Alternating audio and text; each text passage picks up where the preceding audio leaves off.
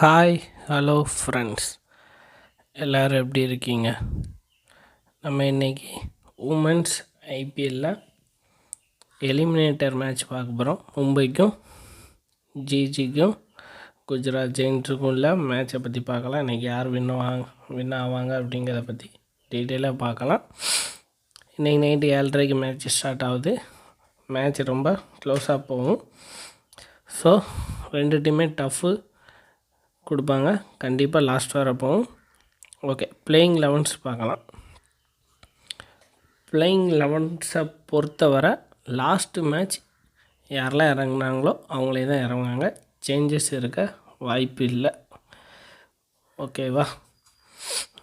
Okay, நான் இப்போ important players மட்டும் ரெண்டு டீம்லேயும் ஒரு 6 பேர்கிட்ட எடுத்திருக்கேன். நான் அதை அவங்களுக்கு ஷோ பண்ணிடுறேன், அதை பார்த்துக்கோங்க. ஓகேவா?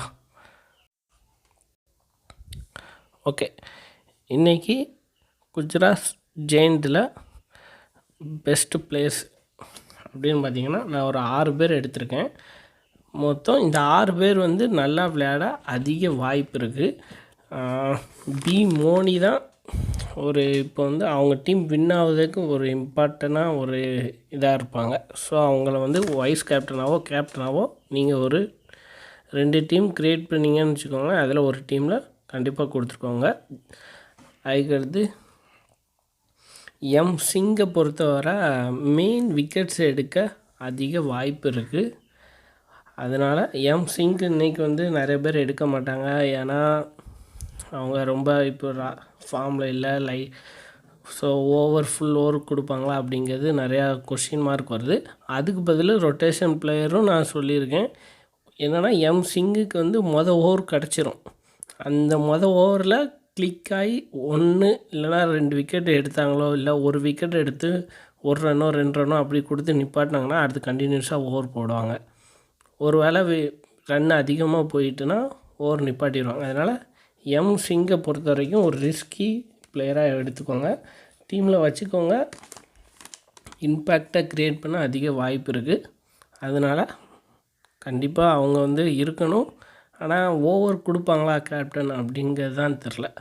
ஸோ மிச்சபடி இந்த 6 பேர் தான். இந்த 6 பேர் தான் நீங்கள் அப்படி எடுத்துக்கோங்க. இதில் யாரும் பேட்டிங் வராது அப்படின்னு நினச்சிங்கன்னா ரொட்டேஷன் பிளேயர் நான் சொல்லியிருக்கேன், அவங்களும் நீங்கள் ரொட்டேட் பண்ணி எடுத்துக்கோங்க டீமில். ஓகே, மும்பை பொறுத்த வரைக்கும் பிக் பிளேயர் இந்த 3 பேர் தான். கேப்டன் அண்டு விசி மார்க் பண்ணியிருக்கேன், ஜிஜிலையும் மார்க் பண்ணியிருந்தேன். நெக்ஸ்ட் ஸ்ட்ராங் பிளேயர்ஸும். ஸோ இவங்க 6 பேர் தான். நான் ஏன் இதில் கமலனி அவங்க சூஸ் பண்ணியிருக்கேன். நம்ம கேப்டன் எம்கேர், நம்ம இந்தியன் கேப்டன் சூஸ் எடுக்கலை. அவங்களுக்கு ஒரு ஸ்ட்ரகிள் இருக்குது, எதிர்பாராமல் அவுட் ஆக வாய்ப்பு இருக்குது. ஸோ மேத்யூஸ் மிச்சம் எல்லாருமே கேர் எல்லாருமே கொஞ்சம் நல்லா பண்ண வாய்ப்பு இருக்குது. ஒரு பாயிண்ட்ஸை ஓரளவு எடுத்துருவாங்க. பட் ஆனால் பெரிய ஆடுற மாதிரி கேர் அவங்களுக்கு மட்டும் ஒரு வாய்ப்பு இருக்குது. கமலினிக்கு நீங்கள் வைஸ் கேப்டன் சாய்ஸ் கொடுத்து பார்க்கலாம். ஏன்னா அங்கே எம் சிங்கு நல்லா 4 ஓவர் கொடுத்து பெர்ஃபார்மன்ஸ் பண்ணிட்டாங்கன்னா டாப் ஆர்டர் விக்கெட் எடுத்துருவாங்க. கமலின் தான் நின்று கொஞ்சம் ஆடுற மாதிரி வரும். ஸோ அதனால் நீங்கள் பார்த்து கொஞ்சம் டீமை ரொட்டேட் பண்ணி எடுத்துக்கோங்க. ஓகே, நம்ம இப்போ டீமுக்கு போகிற முன்னாடி ஒரு ஸ்பான்சர் ஒரு வீடியோ ஒன்று பார்த்துருவோம். பைமோட் shopping application is one of the online site now available on play store and app store. நீங்கள் கண்டிப்பாக இதை லாகின் பண்ணி விசிட் பண்ணி பாருங்கள். என் டிஸ்கிரிப்ஷனில் லிங்க்கு கொடுத்துருக்கேன். கண்டிப்பாக உங்களுக்கு யூஸ்ஃபுல்லாக இருக்கும். பைமோட் ஷாப்பிங் அப்ளிகேஷன் ஆப். இதில் நம்மளுக்கு எல்லா பொருளும், அத்தியாவசிய பொருள் எல்லாமே ஈஸியாக ஒரு ஆஃபர்லேயும் நல்லா குவாலிட்டியாகவும் இருக்குது. கண்டிப்பாக செக் பண்ணி பாருங்கள். ஸோ உங்களுக்கு கண்டிப்பாக யூஸ்ஃபுல்லாக இருக்கும். எல்லா இதுலேயும் நீங்கள் கம்பேர் பண்ணி பாருங்கள். எல்லாமே ஆர்கானிக் ரேஞ்ச் ஆஃப் ப்ரைஸில் நல்லா இருக்கும். கண்டிப்பாக நீங்கள் செக் பண்ணி பார்த்து கண்டிப்பாக வாங்க. நான் டிஸ்கிரிப்ஷன் லிங்க் கொடுத்துருக்கேன், செக் பண்ணி பார்த்துக்கோங்க மறக்காமல். வாங்க வீடியோக்குள்ளே போகலாம். ஓகே, ரொட்டேஷன் பிளேயராக ஒரு 4 பேர் கொடுத்துருக்கேன். ஸோ நான் சொன்ன மாதிரி கமலினி, அதுக்கப்புறம் சிங்கு, இவங்க 2 பேர்த்துக்கும். அதுக்கடுத்து யாராவது ஒருத்தர் வந்து இன்றைக்கி ஃபஸ்ட்டே மேத்யூஸு இல்லைனா இவங்க யாராவது ஒருத்தர் பேட்டிங்கில் சொதப்பிடுவாங்க அப்படின்னு நினச்சிங்கன்னா ஒரு அனலைஸ் போட்டுக்கோங்க. உங்கள் ரெக்கார்ட் எடுத்து பார்த்துக்கோங்க. நான் பார்த்தேன், ஓரளவு மீடியமாக இருக்குது. ஸோ ஒரு வேளை யாராவது ஒருத்தர் இது பண்ணால் இவங்க இதில் இருந்து 4 பேர்த்தில் இருந்து நீங்கள் ஒருத்தரை கண்டிப்பாக சூஸ் பண்ணிக்கோங்க. ஸோ யாராவது இவங்க 4 பேர்த்துலேருந்து ஒருத்தர் உள்ளே வர வாய்ப்பு இருக்குது பெர்ஃபார்மன்ஸ் பண்ண. ஸோ இவ்வளோ தான் காய்ஸ். நான் டெமோ டீம் எடுத்து வச்சுருக்கேன், அதை பார்க்கலாம்.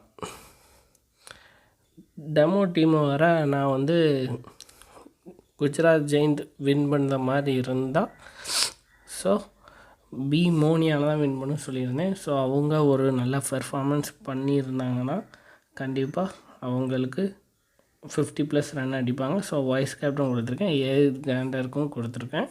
அவங்களும் கண்டிப்பாக பவுலிங் அண்டு பேட்டிங்கில் ஏதாவது ஒன்று பண்ணாமல் விட மாட்டாங்க. ஸோ என் டீமை பொறுத்தவரை இதான். நான் மும்பையில் 5 பேர் எடுத்திருக்கேன், நீங்களே பார்த்துக்கோங்க. இது வந்து ஒரு நார்மல் இதுதான்.